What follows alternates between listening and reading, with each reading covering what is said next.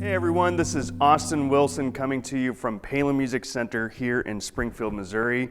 I'm the store manager of Palin Music Center out of Columbia, Missouri, but today I am going to present you with some tips and tricks that you can use for your band program to get a bass player started. I've had a lot of directors reach out to me in previous years saying, hey, I need a bass player for my jazz program and I just don't know where to start. So today I'm going to give you some tools that you can use to get started with that bass player. So one thing that I always start out with all of my students is a great analogy called walking the little man. So you can literally visualize and see someone walking in front of you. You put your left foot in front of your right. Well, when it comes to playing bass, it's the exact same thing. You want to put your index in front of your middle. And it's literally just like this, walking the little man. There's never a stutter. And then when you do that and apply it to the electric bass, it's the exact same concept. You want to keep it one index in front of the right, or in front of your middle.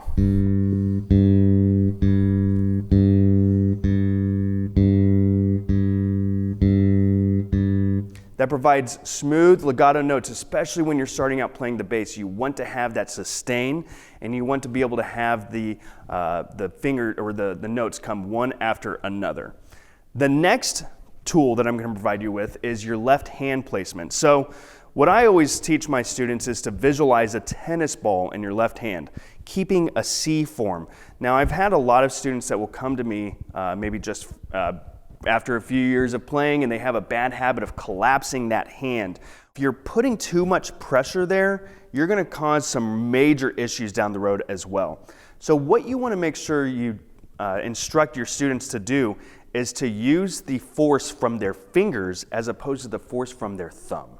Because I myself had a major issue as I got into college where I was putting too much pressure on my thumb, and I actually woke up one morning where I literally could not extend my elbow because I had been playing so much. I used to play 150, 175 shows a year, and so I had to reteach myself to instead use my fingertips as opposed to using my thumb as much. Now you still want to keep that C in your hand, but you don't want to use as much pressure with your thumb. So a good exercise to use with your students is to actually have them pull that thumb away and then use the fingertips for that pressure. So I'm literally going to pull that thumb away.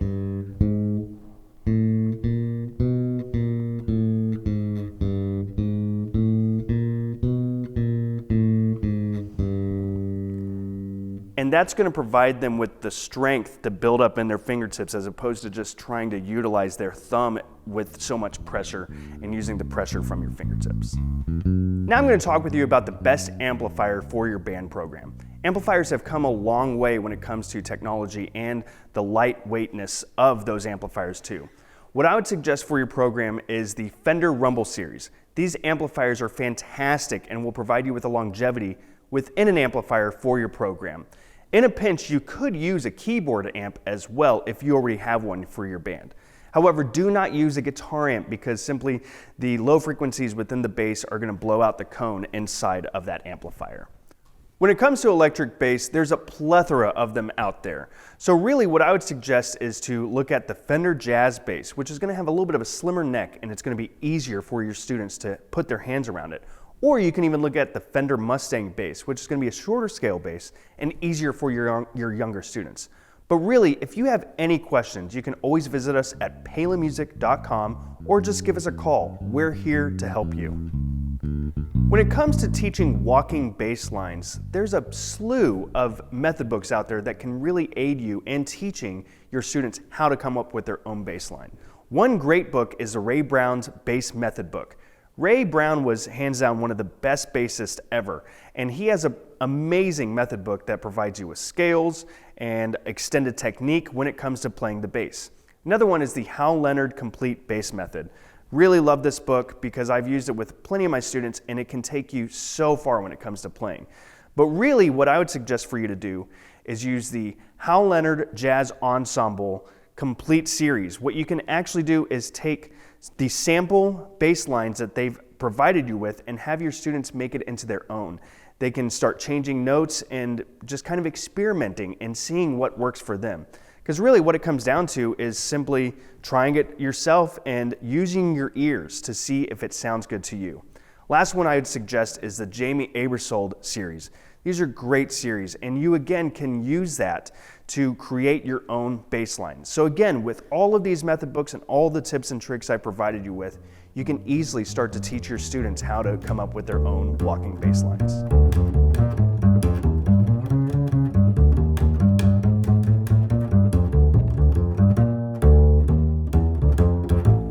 Now let's say your electric bass player is now wanting to play the upright or double bass. So where exactly do you start, because this instrument doesn't have frets?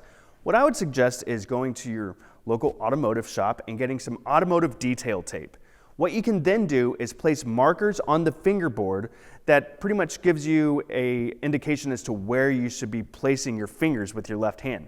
So what I would suggest is placing them where the pearl inlays would be on an electric bass. So that would be fret number 1, 3, 5, 7, 9, and 12. What you want to do is play an open string and then go up a half step to that first fret. Right there is where you're going to place that automotive detail tape. Then go up to the third fret, automotive detail tape underneath the strings, 5th fret, 7th fret, and so on. This gives your students a visual indication as to where they're supposed to place those fingers. Now the next thing I'm going to talk about is your right hand technique. So instead of walking the little man like we did with the electric bass, you want to really be able to pull out as much sound from the instrument because it's an acoustic instrument. So if I do just walk the little man, you're not going to have as much volume or tone out of this instrument.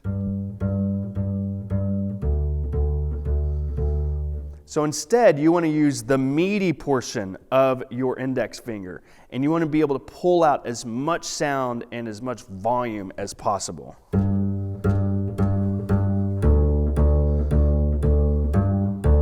And I'm really not using that much more force than I would be with walking the little man, but it's really just using more surface area from your index finger to pull the sound out of the instrument.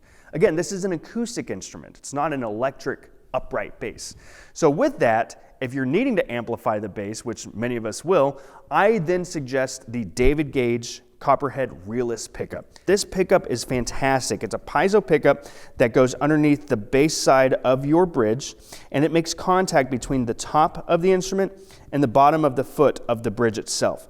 And so it provides really great tone, volume, and really captures the acoustic sound of the instrument.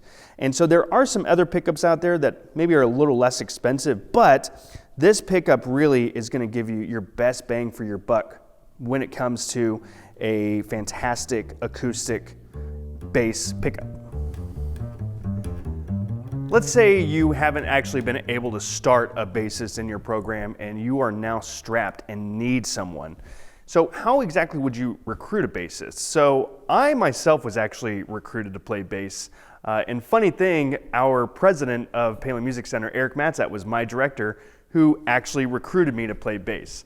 I approached him because I was a baritone player that wanted to start out in the jazz band in 7th grade. Well, there's not really a lot of baritone players in jazz bands, so I went up to him and I said, hey, I would like to learn how to play the guitar. I'd like to try out for the jazz band, and I kind of wanted to see if you knew of anybody that could teach me how to play. Well, that's when Eric actually said, well, why would you want to play the guitar when you could play the bass instead? And I said, well, I don't really know what the bass is. What is that? He said, well, with most bands, you might have 2 up to 3 or more guitarists, but typically with the bass, you only have 1. So doesn't that sound neat? You could be the only bassist in the band if you learned how to play bass. Well, he convinced me right then and there, so I actually started to play the bass because he kind of did a little bit of a Jedi mind trick. Come to find out, just a few years later, there was another player that was just a couple years older than me that was getting ready to graduate from high school, and he was actually, Eric Matzat had actually pretty much determined that I would be his next bassist by me trying out the bass and actually learning how to play the instrument itself. So you can use that same sort of trick on your students just to kind of convince them to play the bass. Another way you can get a bassist for your program is to simply ask if anybody's dad, mom, grandparents have a bass. I mean, that's just an easy way to get them involved too. They can take their parents' or guardians' instrument and then simply just start learning how to play the bass for your band program. Another thing you can do is simply ask if anybody's just interested in playing the bass.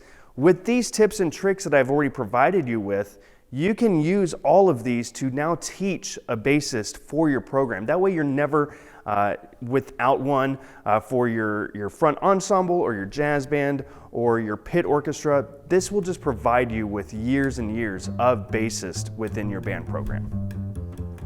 Thanks again for joining me today and allowing me to provide you with some tips and tricks on how to start a bass player for your band program. If you have any questions, you can always feel free to email me at austin@palinmusic.com. You can also always give us a call and we're here to help you out. Thanks again, and have a great day.